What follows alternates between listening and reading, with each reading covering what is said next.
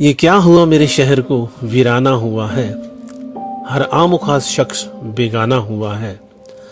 हर चेहरा जो मिलता था मुस्कुराता हुआ मुंह पर नकाब बांधकर अनजाना हुआ है।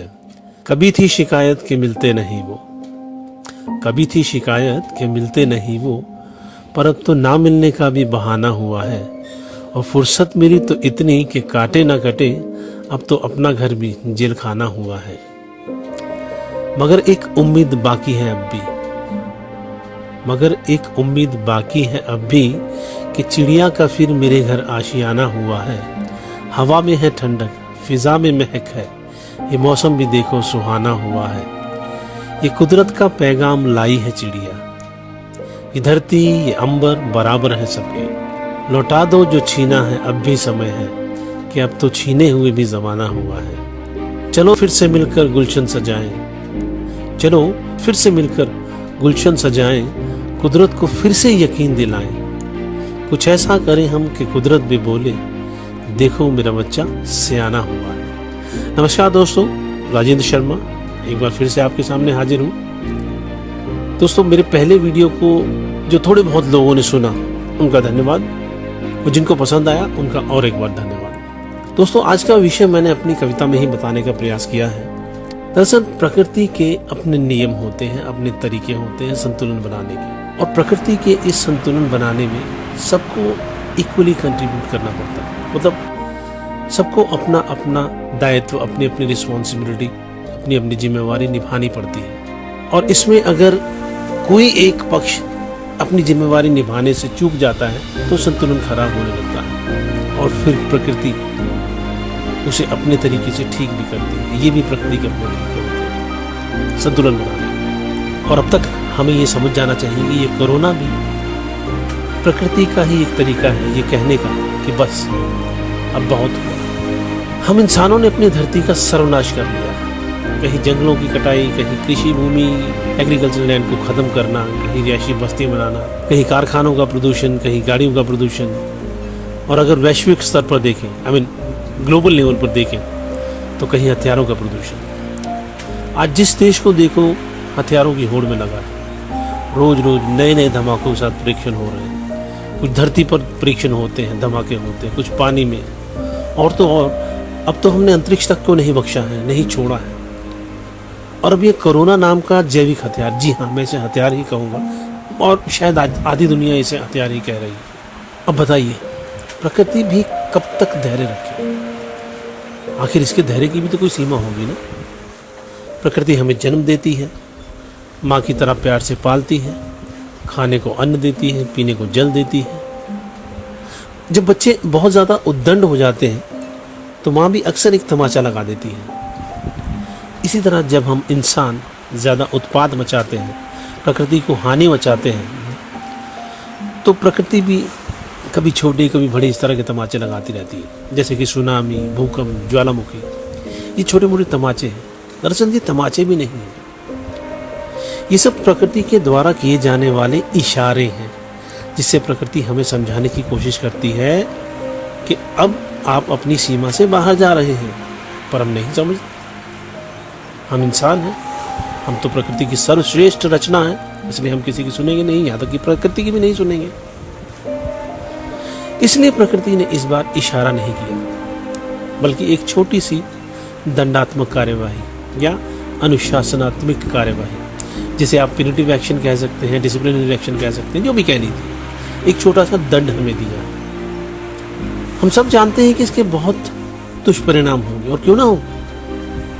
जब इतना नुकसान, इतना उत्पात मचाया है, इतने गुनाह किए हैं हमने, तो उसका परिणाम भी तो भुगतना पड़ेगा ना। अब कुछ लोगों के मन में सवाल आएगा कि गुनाह तो चीन ने किया है, फिर दूसरे देश इसका दंड क्यों भुगते? तो दोस्तों, ये सोचना कि गुनाह चीन ने किया है, ये सिर्फ हमारी सोच है, प्रकृति की नहीं।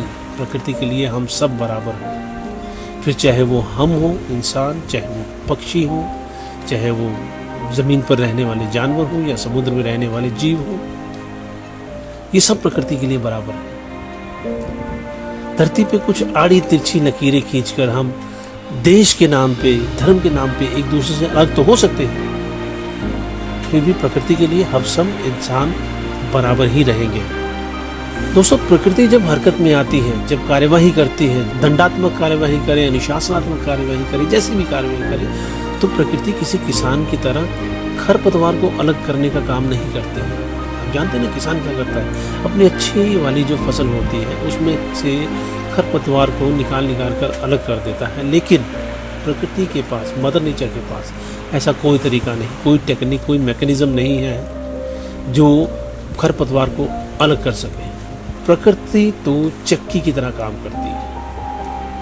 जैसे चक्की के पास कोई तरीका नहीं होता कि अच्छे गेहूं कौन से हैं, घुन लगे हुए गेहूं कौन से हैं, अच्छे गेहूं को पीसना है, घुन लोगों को निकालना है, नहीं।